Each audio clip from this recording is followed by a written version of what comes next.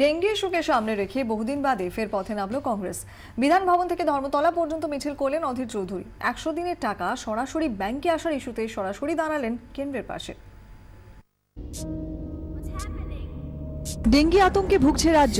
রোজই আসছে ডেঙ্গিতে মৃত্যুর খবর। রক্ত নিয়েও বিস্তর অভিযোগ। দীপাবলির আলোর রোশনাইতে ভাসছে কলকাতা। আর তারই মধ্যে বিধান ভবন থেকে কংগ্রেস কর্মীদের সঙ্গে নিয়ে মিছিল করলেন অধীর চৌধুরী। বৃষ্টি হলো, বৃষ্টিতে ভিজল মিছিল। তারই মধ্যে ওয়াই চ্যানেল পর্যন্ত মিছিল। অধীরের দাবি, ডেঙ্গির তথ্য গোপন করতে চাইছে সরকার। পশ্চিমবঙ্গ সরকার মানুষের কাছে তথ্য গোপন করছে। 100 দিনের কাজের টাকা সরাসরি ব্যাংক অ্যাকাউন্টে পড়া নিয়ে যে বিতর্ক তৈরি হয়েছে তাতে কেন্দ্রের পাশেই দাঁড়ালেন কংগ্রেসের সাংসদ। উনি চাইছেন সেই টাকাটা নবান্ন হয়ে ঘুরে যাক, কারণ সেখান থেকে মেরে মেলা করতে হবে, নাটক করতে হবে, উৎসব করতে হবে। অধীরের মিছিলে কর্মীরা ছিলেন, হাতে গোনা গুটি কয়েক নেতা ছিলেন, ছাত্র যুবরা। মহিলাদের চোখে পড়েনি।